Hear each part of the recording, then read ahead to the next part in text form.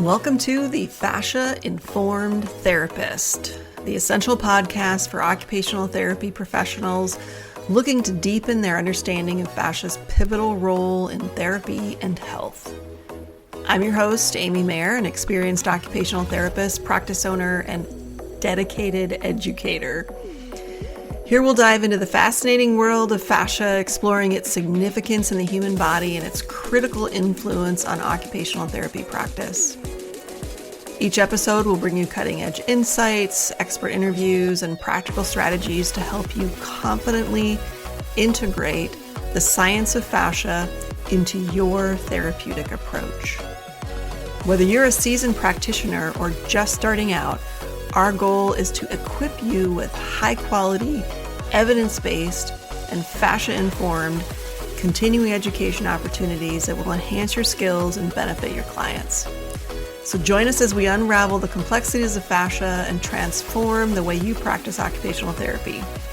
All health and wellness practitioners are welcome. Let's learn, grow, and evolve together.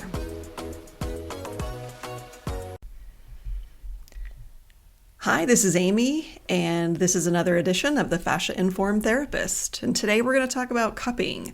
Cupping is something that we integrate in with our treatment sessions, not with all our clients, only the ones who are interested and we think it's appropriate for them, of course.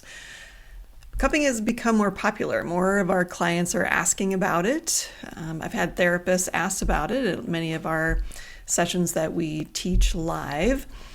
So why is it becoming more popular? Well, first of all, I think it became the public became more aware of it when Michael Phelps had cupping marks all over him because the whole world was watching him when he was in the Olympics. And aside from the sports world, the beauty world has started integrating more cupping into what they do. And you can buy cups online all over the place. I've seen cups at stores like Marshall's or sports stores, but most definitely on all the big stores online too. So let's just talk about cupping and a little bit of the background, because I know there's some maybe newer therapists that maybe don't know a lot about it or haven't really thought about integrating cupping into their practice, regardless of what kind of practitioner you are. I have talked to OTs specifically more in the world of hand therapy that are using cupping as part of their interventions. So maybe some in the lymphatic drainage area. But anyway, let's back it up and just talk about cupping first of all. So cupping is not new. And we tend to do this, I think, in our very, I was going to say conceited, but that's not the right word. Confident, that's not the right word either. But we tend to take very old practices and bring them into Western culture and sort of poo-poo all the old Eastern ancient practices and then rebrand them and rename them into something new that is much more Western medicine palatable, perhaps.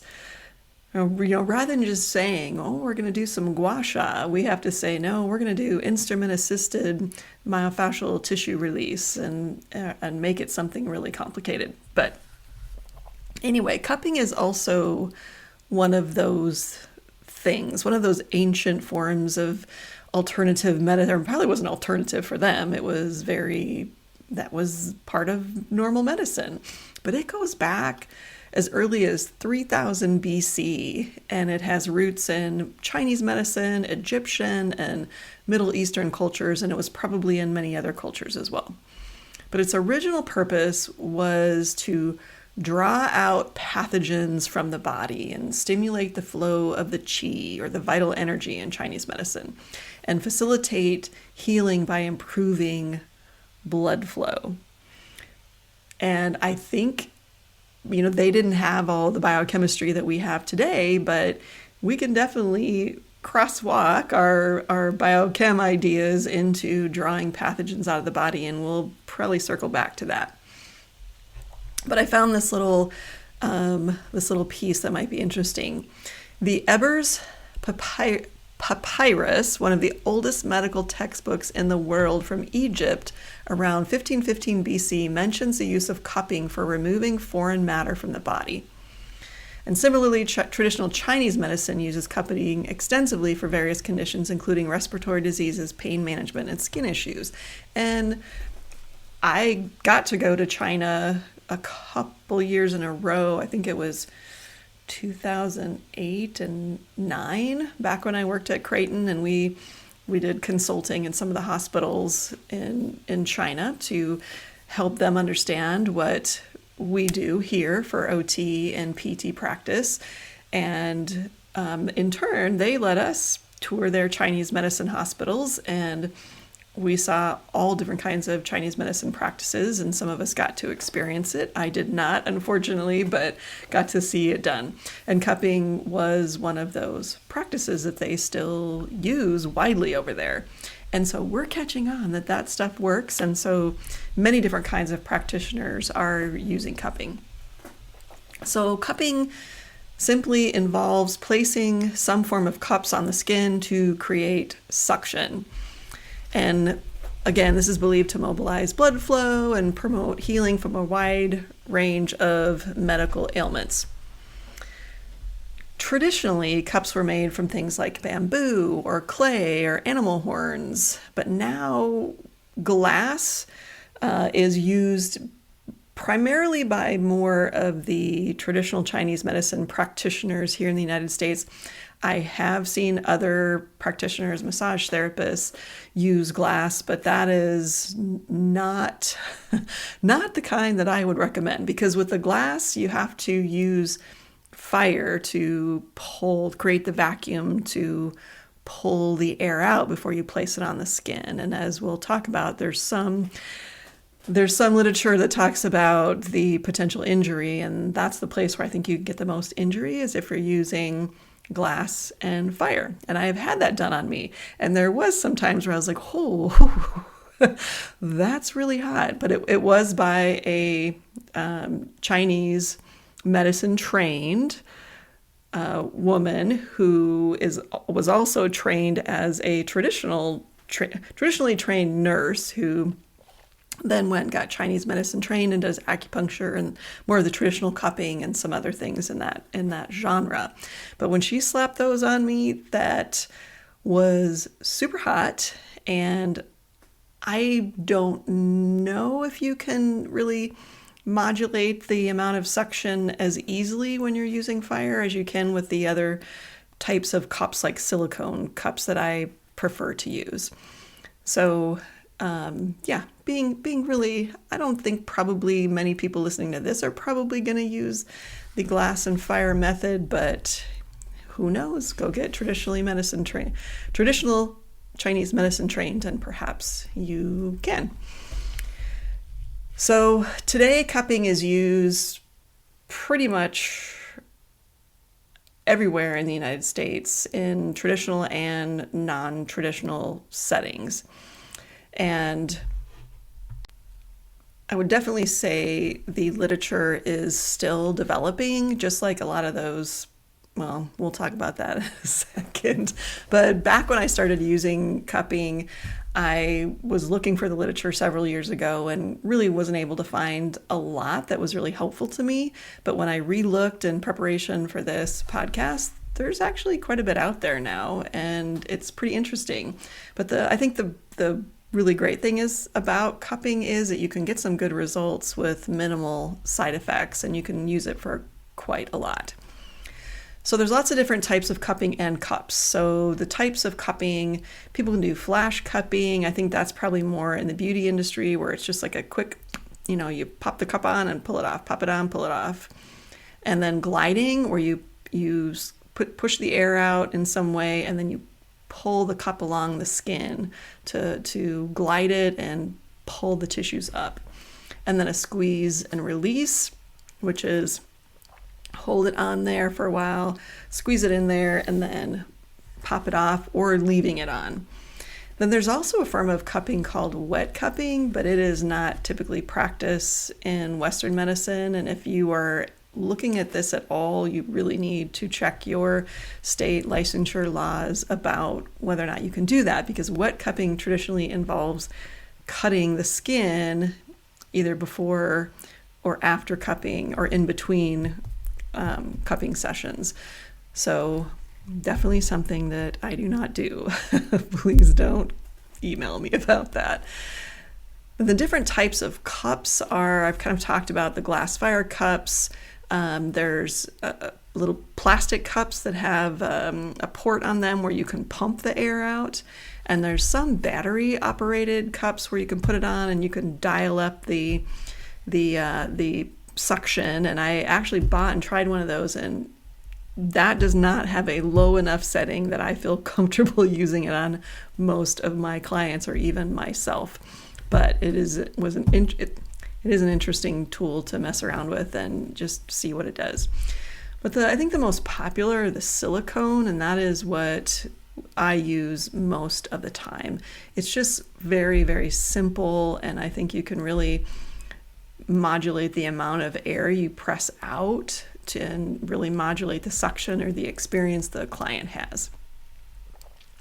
So cupping is used really by a lot of professions. Some do it alone. We rarely do cupping alone as a standalone modality. We don't even offer a cupping session, but there are many, especially massage therapists, who might offer cupping alone. So let's go back to talking about the research. And this is something that I know I've talked about at other times, is how challenging it is to do high quality research on humans, especially when you're dealing with things like pain. Because we are quite similar in our bodies, right? We all have pretty much the same set of muscles and organs, but we have such different life experiences and lifestyle choices that make us so amazingly different. And the better we understand how we create our bodies via our fascia, the huge number of variables exist in trying to integrate that into a research study. I'm always amazed at how different each person presents in our practice. For example, take somebody with right-sided neck pain. Anybody who comes in with right-sided neck pain is going to have a very different medical history, lifestyle, and general attitude. For example, one client might have a history of multiple car accidents, doesn't like to exercise, has a sedentary job, but they have really great posture and a positive outlook on life and healing, and they're really open to change. Another client with the same exact pain might exercise regularly, but has a history of abuse, but no accidents or broken bones. Maybe they have a very closed posture and a kind of a negative outlook on life and integrating change into their life. A therapist doesn't apply an intervention to a diagnosis or an area of pain. They're applying the intervention to a person with all that history. And you cannot separate that from the diagnosis or the pain or the injury. If we could isolate all that, it would be much easier to produce high quality research. But for now, researchers just have to do the best they can within the ethical guidelines that they have.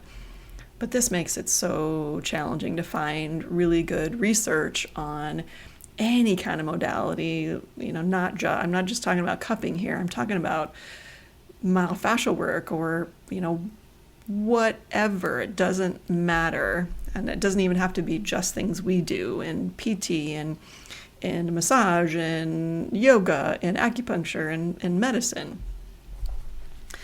We just really have to remember that just knowing as much as you can about the person and exploring what you can possibly do with that person. Trying different interventions, see what works, remembering the evidence-based triangle. What does the best available evidence say what does a client want? What are their values? And what is your clinical experience? In my experience, it's often not about finding the one single intervention or lifestyle change that's going to make the difference for your client. It's about finding the right combination of interventions and wellness practices that lead to moving their healing along and helping them feel great. So cupping is just one other thing that we can have in our tool belt and try. And especially when you're trying to target the fascia, this is a really great tool for that. One more thing about research. The other problem that I often see with intervention type research is they don't always give you all the details you need to know to replicate exactly what they're doing to try and get similar outcomes. So anyway, that's just another thing. I have several studies that I found that I'll talk about at the end if this doesn't get too long. But now let's talk about what are therapists using cupping to help with. And here's what I was able to find. Here's what we do. So scars. There's some evidence out there that it can be helpful to help break down scar tissue. Doing fascia in the face area for acne scarring, TMD, lymphatic drainage. It's pretty gentle, and if you do it right, it won't leave any marks. Lymphatic drainage, improving range of motion. I have definitely seen it do this in my practice. And reducing pain definitely can take the pressure off. And then conditions that can benefit from cupping, I think there's probably endless, but headaches, migraines, TMD, allergies, neck, back, shoulder tension, the itises, carpal tunnel, shin splints. I've seen it do some cool stuff for that. Constipation, low back pain, knee pain, injury and recovery from athletic injuries or other kinds of injuries. So there's a lot. There is a lot. Okay, can you injure someone with cupping? And I did find a really pretty good article about this from those names might be hard for me to pronounce. Aboushanaab, Abushanab, and Al-Sanad in 2018.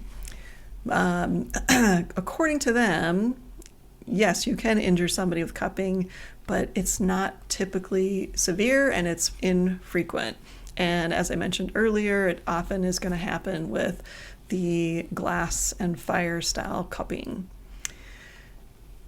Some people can have adverse side effects, but they're often temporary. Things like headache, itchiness, dizziness, tiredness, anemia, nausea, maybe a small hematoma or pain at the cupping site, abscess formation, skin infections, insomnia, hyperpigmentation, and vasovagal attack. I really have not seen any negative side effects. Sometimes people feel dizzy when they sit up. I think that's a lot from moving fluids, but that's a very common experience when people sit up after getting work done using any kind of myofascial or fascia-informed technique. When we start to really move the fluids around, that's common. We just have them sit, drink some water, and typically they do well after a minute or two and improve hydration. I have had one instance of where it took a really long time for somebody's cupping mark to go away, and they were worried that it wasn't going to go away. It eventually did, because the skin turns over, and some people that takes longer depending on their overall health, etc.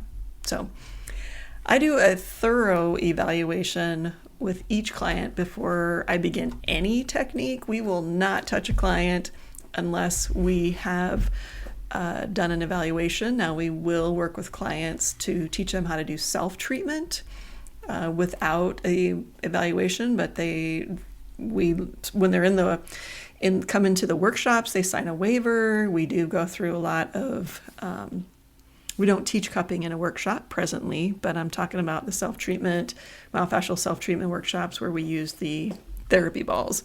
They sign a waiver before we do anything with them, and we don't touch them. They use the balls and they do self-treatment. So it's a whole different issue. And we tell them, hey, we don't know you in the same way that we do our one-on-one clients. So you're really responsible for keeping yourself safe. But safety is the number one priority for me. The hundreds and hundreds of students that had me for a faculty member at Creighton, they know that safety was a priority. I do not want to be in the process of trying to help someone and accidentally injure them. Okay, so some contraindications for cupping. I'm going to run through a list here, but if you're not sure, if you question it, just don't do it.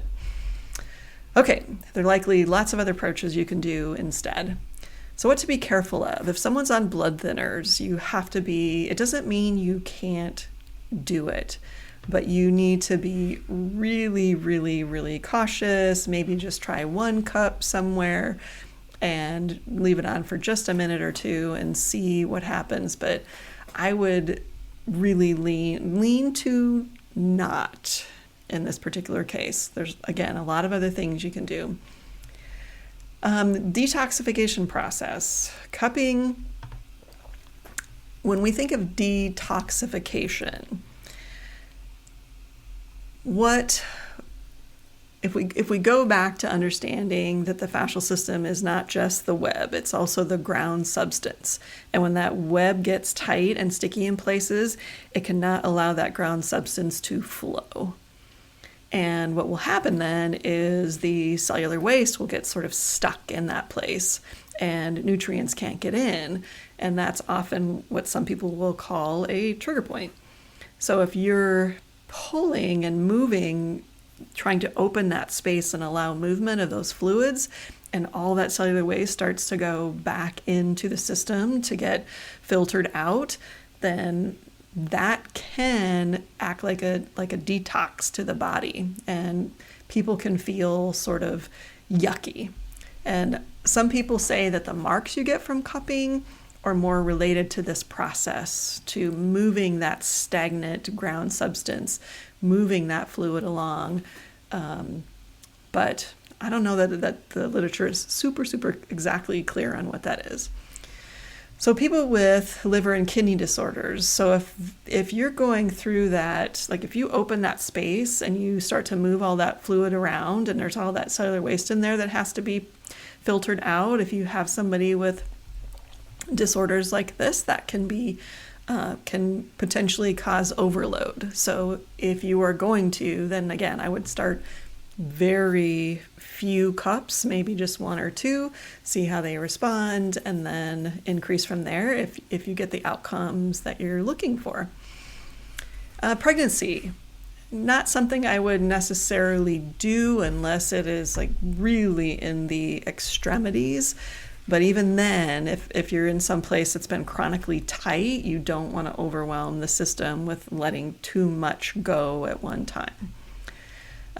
People who are actively receiving cancer treatments and radiation, being, again, kind of the same reason. You want to be careful with that. Anybody with fresh injuries, don't do cupping over a fresh bruise, a fresh strain or sprain. You can do it distally to those things, but not too close to the area. And then pharmaceutical pain medication and muscle relaxants. Now, if someone's taking a lot of, or not even a lot, but is taking medication and muscle relaxers, then they're not going to feel things in the same way. So you really want to reduce the risk of overdoing because they're not feeling in their bodies the way that they normally would. And then areas to avoid cupping, the front of the neck, of course, and the armpit, anywhere where there's large protruding veins, the inguinal area and directly behind the knees. So being careful. So in my practice, as I said, I primarily use silicone cups, but I have lots of sizes and shapes. And when I first started doing cupping, of course, when I'm experimenting, I always start with myself. And then I have my colleagues and any students around that are willing to be guinea pigs. And then I kind of go to my clients that that trust me and have been around for a while. They usually love to try new stuff. So that's sort of my process of rolling out something new. But I also try different shapes of cups. And if you get online and you start looking at cups, then I do have the cups that I like best. If you go to marewellness.com and you go to, I think it's called Self-Treatment Tools I Like, then I do have a set of cups there that I prefer to use. And that is an Amazon associate link. So just FYI, I have to say that. I really have found that some cups are a lot easier for me to squeeze. Some of them can be really hard to squeeze.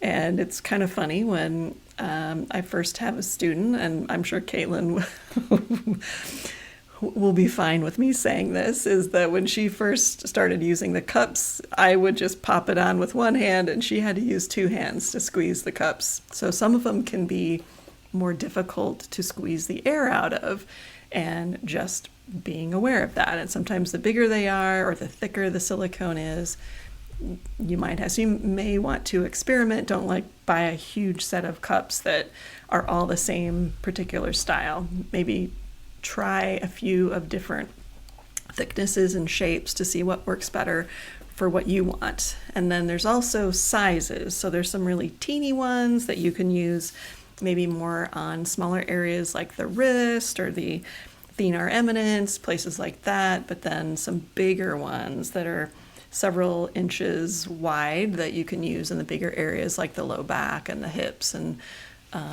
anywhere across the back. So size is, I think, more important in terms of making sure they stick. Because if you have a cup that's too big or too round, then you're not going to be able to stick it on the arm because there's too many curves in too small a place. Some people's arms, perhaps, but a smaller woman, perhaps you would not be able to do that. Okay, so again, the silicone cups I find very easy to modulate the amount of air that I squeeze out. And that, of course, controls the amount of suction and the sensation that the client feels. Some clients describe the sensation as just simply a pull on the skin, and some describe it more as a pinch. It just depends on the individual. Some clients are super sensitive and they can't tolerate a whole lot of pull, while others really enjoy the deep sensation that cupping can provide.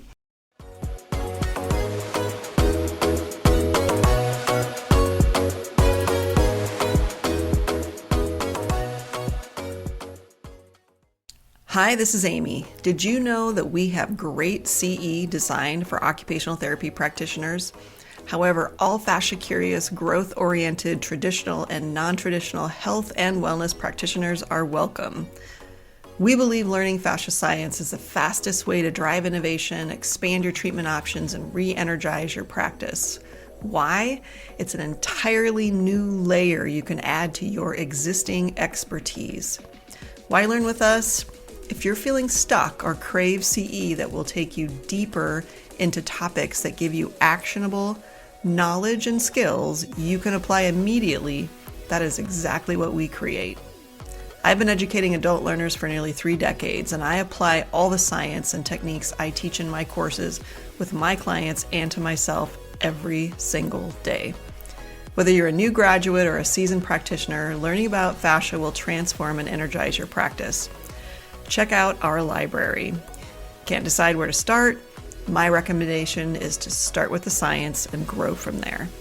Don't wait. Join the hundreds of other practitioners who have loved our live and online courses. Visit Fascia-Informed.com to get started today.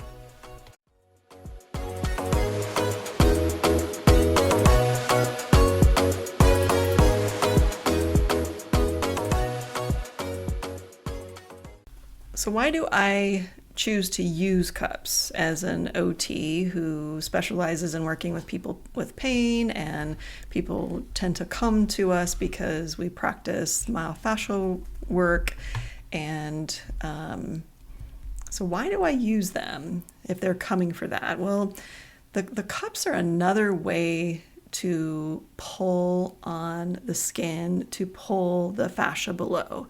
And as I've talked about in other podcasts, there's some great videos out there of how when you do shear the skin that you are pulling on the superficial layer of fascia, and then you can see deeper layers of the fascia coming along with it. And so if we're pulling, I can't generally use my hands to pull up on the skin.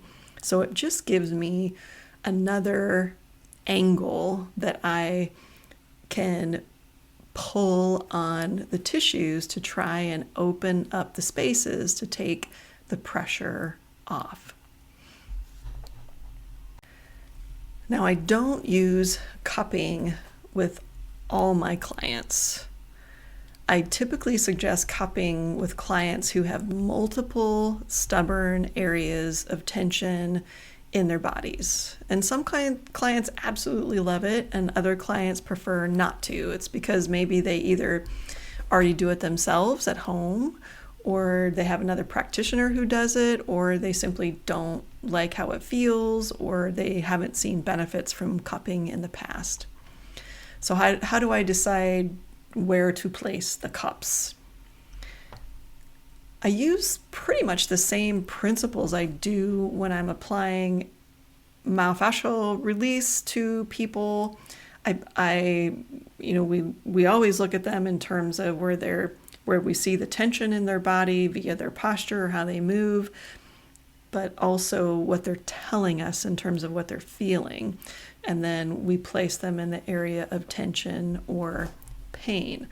Now, what I often do is I will do myofascial technique on them first. So if we're talking about the shoulders, for example, then I will use myofascial technique on the shoulders in order to open up the fascia as much as I can and soften the fluids as much as I can with that particular technique. So I'm moving the fascia in one direction, and then I might put some cups on that area, and then I will go and work in another area of the body while the cups do their thing. So I often call them my little partners or my little buddies that will work on an area here while I go do something else.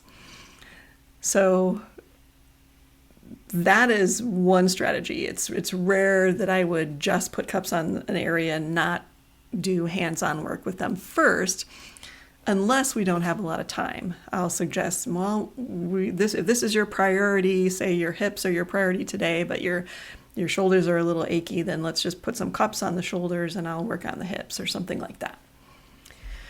So how do I decide exactly where to put the cups? So the cups, I typically use a method where, and I have to do the cups either alone or after I do hands-on, because you have to use some kind of oil before you cup.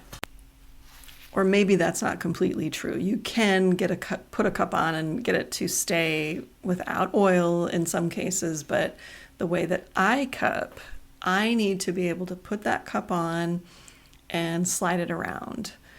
So if you imagine somebody laying face down and they've got pain in their upper back area, and let's just visualize the upper, mid, and lower traps. So what I will do is I'll put oil on that area, I'll put a cup on, I'll ask them if that pull feels okay to them, and then I slide the cup around until they feel a place where they feel a slight increase in pull, or sometimes, again, they call it a pinch. And when they feel that, that is likely where there's tension that needs to be worked out. And that is how I decide where to put the cups. I think a lot of practitioners just use certain patterns. I do not use any kind of patterns. You'll often see it looks very, if you were just to walk in and see it, it would look very haphazard in some cases. Because we're, again, sliding that cup around. Where does it pinch? And so if you could imagine that trap, I might slide it along, up and down, alongside the spine, see if they feel a pinch anywhere, stop, leave a cup there, use another cup, same thing, go around that cup and see if we can find another spot that feels particularly pinchy or it pulls more. Then I know I've got a spot that needs to be worked out. How many cups do I use during a treatment? Well, that varies with each person, what they're experiencing, if they're a person with a broader back or a smaller back or any other area of the body. It doesn't have to be the back. It just depends. It might depend on how many cups I have available and what else I'm doing with them that particular day.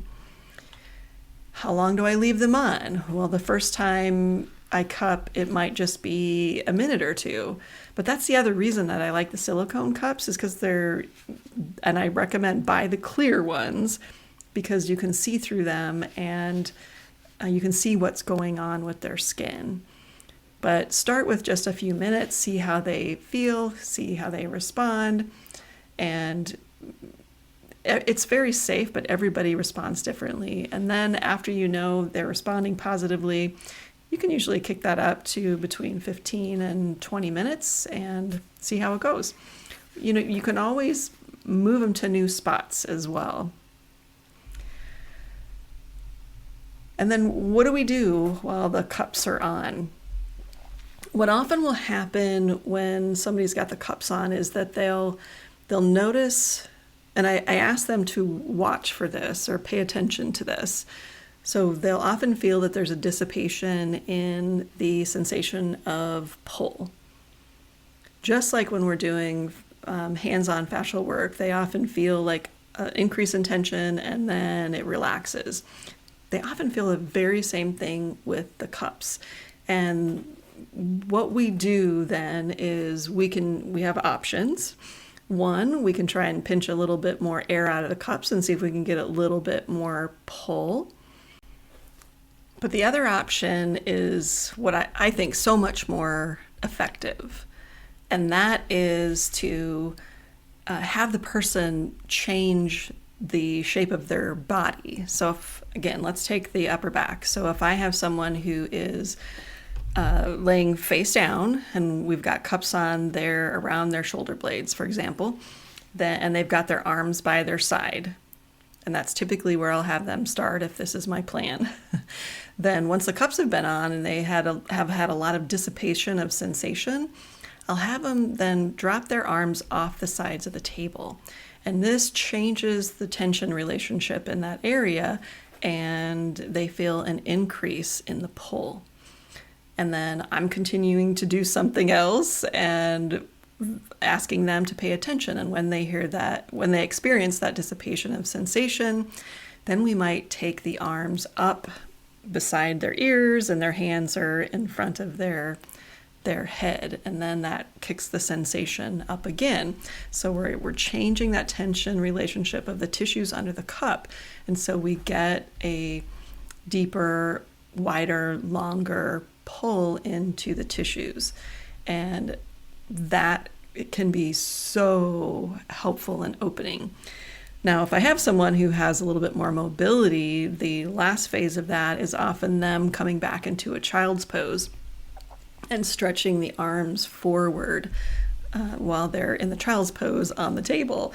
And that really pulls, and I've done it myself. It feels absolutely wonderful. So that's often what's happening with the cups. Sometimes they just want to just lay there while I do other stuff, but sometimes adding that active component is really important. And I tell people when they're cupping at home, you do not have to just put the cups on and chill out. You can go do the dishes, go do whatever functional movement you want to do with your arms so that you get a pull into the tissues that is helpful to you. So what are the circles on the skin? Because cupping will leave marks on most people's skin. Now, I have had some people that had absolutely no marks on their skin except the little ring where the silicone cup was clinging to the skin. And that only lasts like a really short time. These people have really dense tissues. Other people might have a light circle for a very short time, but other people might have deep purple circles that last over a week. And I'm going to tell a funny little this story just popped into my head. I had a young athlete who I want to say he was still in high school maybe, but he loved the cupping and was getting a lot of relief from the sessions that we were doing and getting back into his sport. And I said, okay, do you want to do some cupping today with everything else? And he's like, oh, no. It's spring break and I'm going somewhere where I'm going to sit in a hot tub and I don't want the girls thinking there's something wrong with me. And I was like, come on, it's a great conversation starter. But he opted not to that particular day because he knew that he was someone who he would have marks for a few days before they started to lighten up. But again, I think I mentioned earlier that I've only had one person who it lasted longer than a week and they were a little concerned it wasn't going to go away, but it eventually did. So can we teach clients to cup themselves? Absolutely. I have many clients who have purchased their own set of cups and do it at home. But you can absolutely teach them this just like you would teach them any other kind of a stretch that they might do, because it's essentially that's what it's doing. It's stretching the tissues. It can be challenging for people to get cups in the right spots, especially on the back and the back of the neck. But I've taught many family members how to help their loved one using the cups. People who have chronic pain, this is definitely something that they can learn how to do and can be a huge help to them. And I'm a huge advocate for self-care. I don't want people relying on me every time something pops up. I only want to be there for the really tough stuff. So I also have cups that I use at home when something on my body flares up, and I pop them on and just go about my business and pop them off, and that works the best for me. I don't lay down and assume a certain position. But anyway, as an OT, my ultimate goal is to help people get back to leading a high quality, meaningful life through engaging in whatever occupations that they need or want to do as pain-free as possible, because that really improves your quality of life. And cupping is just a very small part of what I do, but layering it with everything else can really have pretty awesome results. So anyway, I do have lots of, if you just go to PubMed and put in fascia and cupping, or cupping and any other sort of diagnosis or area of the body, you can find quite a bit. I did want to go to one in particular to see if I can find it quickly, as I have several. Okay, my eyes aren't landing. Here it is. There's one in the American Journal of Occupational Therapy from 2024. OT Enhanced, Cupping's Unique Impact on Conservative Carpal Tunnel Treatment. And their conclusion that they printed was, cupping therapy improves protective sensation in adults diagnosed with carpal tunnel syndrome. Cupping is an effective adjunct to OT treatment, positively supporting functionality of the hand and wrist and increasing participation in meaningful occupations. But some of the other cupping articles: Journal of Body Work and Movement, Journal of Traditional Chinese Medical Sciences, Complementary Therapies in Clinical Practice, Journal of Bodywork, Journal of Back and Musculoskeletal Rehabilitation, Complementary Therapies in Clinical Practice, International Journal of Sports Physical Therapy, and Evidence-Based Complementary and Alternative Medicines. Oh, and then there's two more, Journal of Bodywork and Journal of Acupuncture and Meridian Studies. So all over the world, there's studies being done on cupping. So important to know about it. And then you also just have my clinical experience thoughts. So thank you so much for listening in today, and